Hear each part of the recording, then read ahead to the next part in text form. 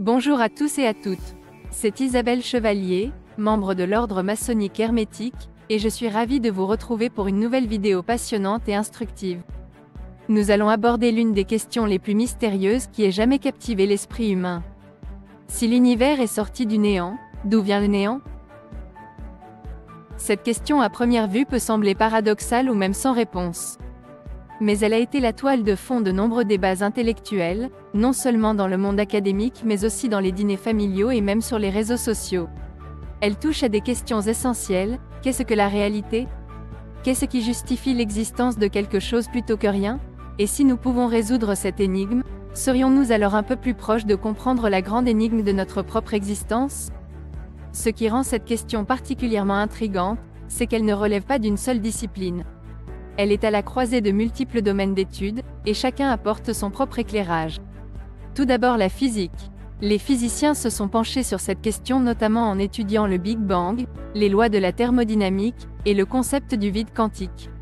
Ensuite la métaphysique. Cette branche de la philosophie explore les questions fondamentales de l'existence, de la réalité et de l'expérience. Elle se pose des questions sur la nature du néant et si une telle chose peut même exister. Il y a aussi la philosophie. Des penseurs comme Sartre, Heidegger et d'autres ont discuté du concept du néant dans un cadre philosophique, se demandant ce que rien pourrait réellement signifier. Enfin, la question de l'origine de l'univers a souvent été explorée à travers le prisme de la croyance en un grand architecte ou un créateur divin. Voilà un aperçu de ce que nous allons explorer aujourd'hui. Que vous soyez un passionné de science, un philosophe en herbe, ou simplement quelqu'un qui s'interroge sur les grands mystères de l'existence, je pense que vous trouverez quelque chose d'utile et de stimulant dans cette discussion. Mais auparavant, pensez à vous abonner à cette chaîne et à activer la cloche de notification. Cela va nous aider à être bien placés et de votre côté vous ne risquez pas de rater nos prochaines vidéos exclusives. Le concept de néant a une longue histoire en philosophie. À première vue, le néant semble représenter l'absence totale, un non-être, où rien n'existe. Pour des philosophes comme Jean-Paul Sartre, le néant n'est pas simplement l'absence de quelque chose, mais plutôt une sorte d'absence qui permet la liberté et la possibilité. Sartre suggère que le néant est ce qui permet à l'humain de se projeter dans le futur, de rêver et de créer. D'autres philosophes, comme Martin Heidegger, ont exploré des aspects encore plus abstraits de ce concept. Pour Heidegger, le néant n'est pas l'opposé de l'être, mais plutôt une dimension de l'être lui-même, une sorte de fond sur lequel l'être peut se manifester. Ces perspectives sont variées, mais elles nous rappellent que le néant n'est pas une notion simple ou univoque. Il est profondément enchevêtré avec notre compréhension de la réalité, de l'existence et même de la liberté.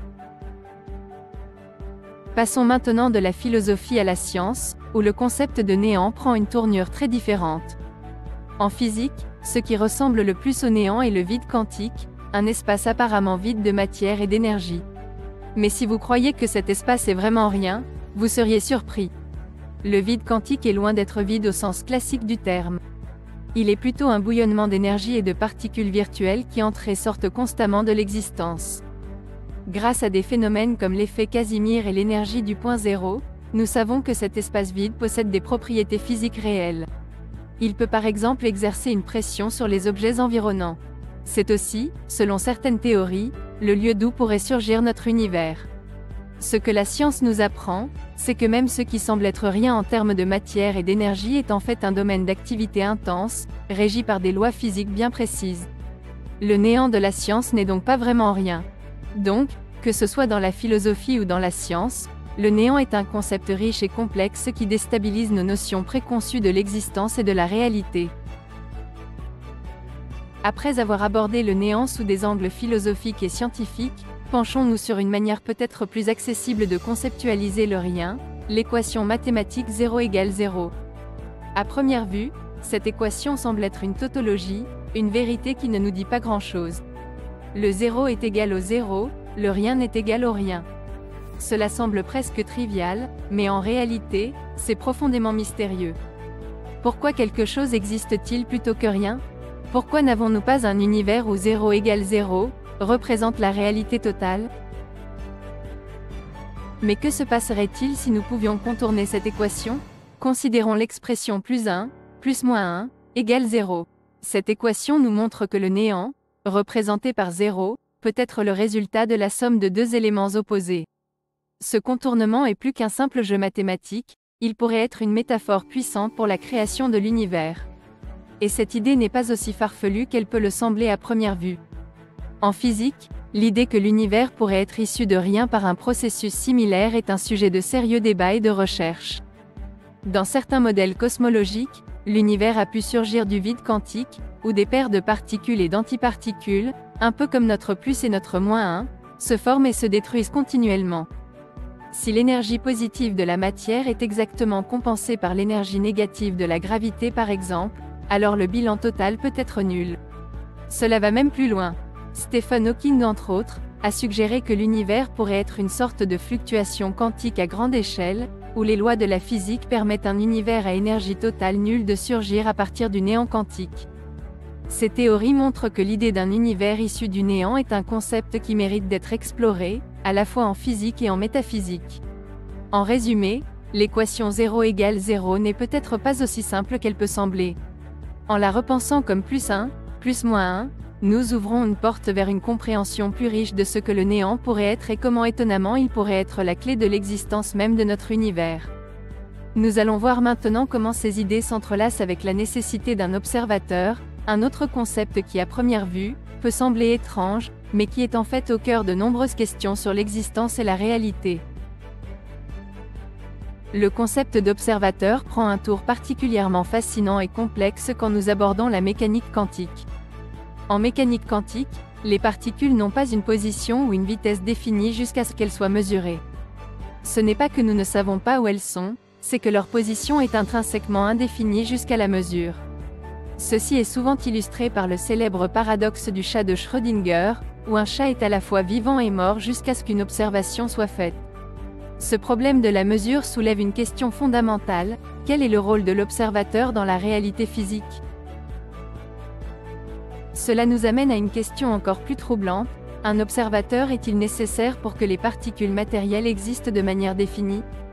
Certaines interprétations de la mécanique quantique, comme l'interprétation de Copenhague, suggèrent que la réponse est oui.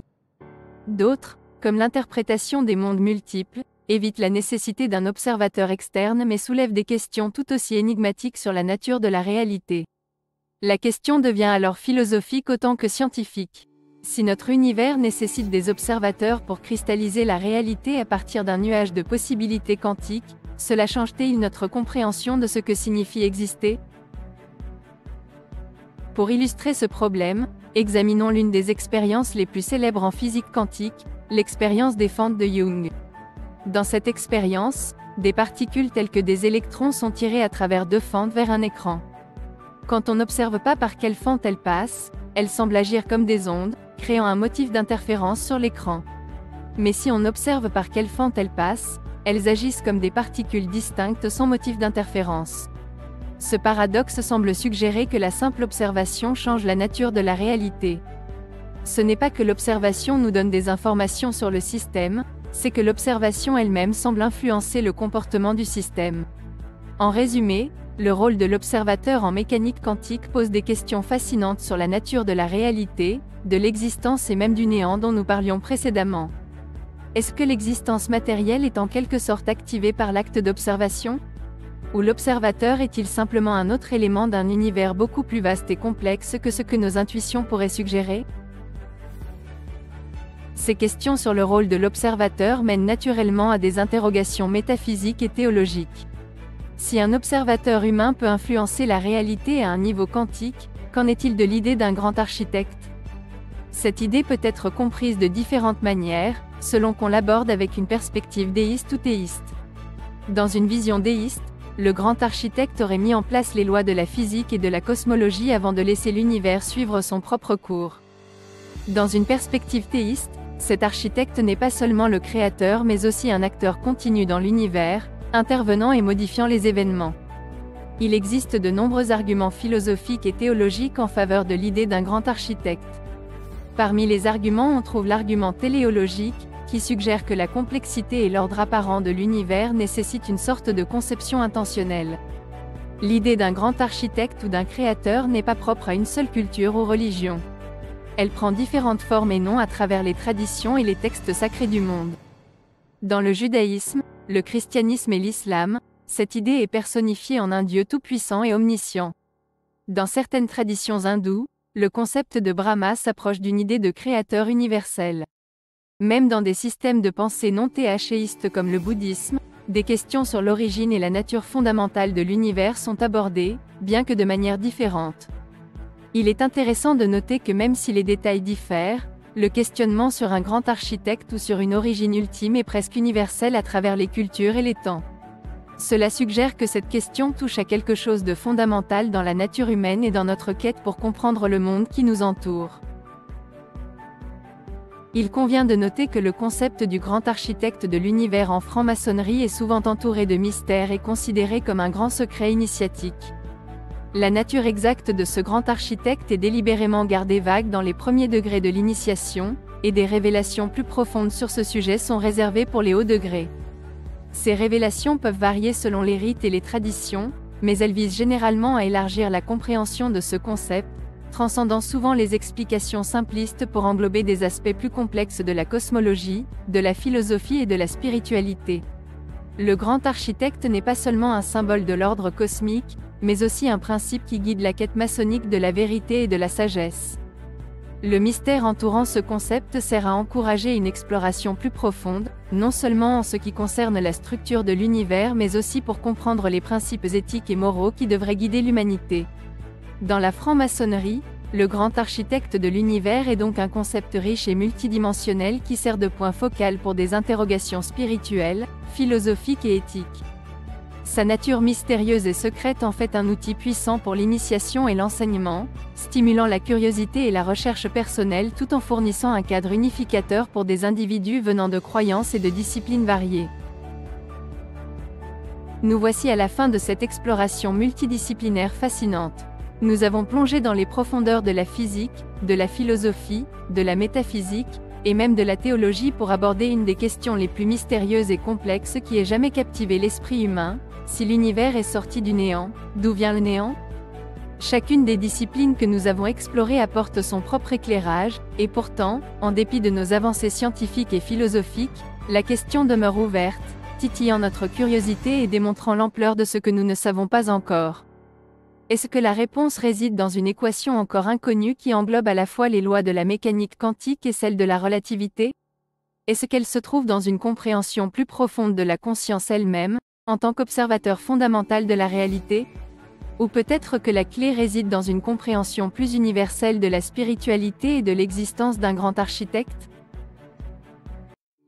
Nous vous laissons avec ces questions, non pas pour vous frustrer, mais pour vous inspirer. L'incertitude et le mystère sont après tout les moteurs de la découverte et de la quête du savoir.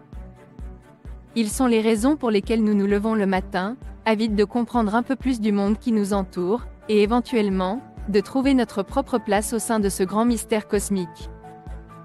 Ainsi se termine notre voyage, mais la quête de compréhension, elle, est loin d'être terminée. Nous espérons que cette vidéo vous a éclairé, mais surtout, qu'elle a suscité en vous un sentiment de curiosité et d'émerveillement qui vous accompagnera dans vos propres explorations de l'univers et de votre place en son sein. Si vous avez aimé cette vidéo, n'oubliez pas de mettre un pouce vers le haut, cela va nous aider. Vous pouvez aussi la commencer et la partager avec vos amis. Si vous souhaitez en savoir plus sur la métaphysique et les sociétés initiatiques, je vous invite à vous inscrire à notre newsletter. Le lien se trouve dans la description. Vous recevrez chaque semaine de nouvelles informations diffusées par l'ordre maçonnique hermétique. C'était Isabelle Chevalier, depuis le siège central de l'ordre maçonnique hermétique.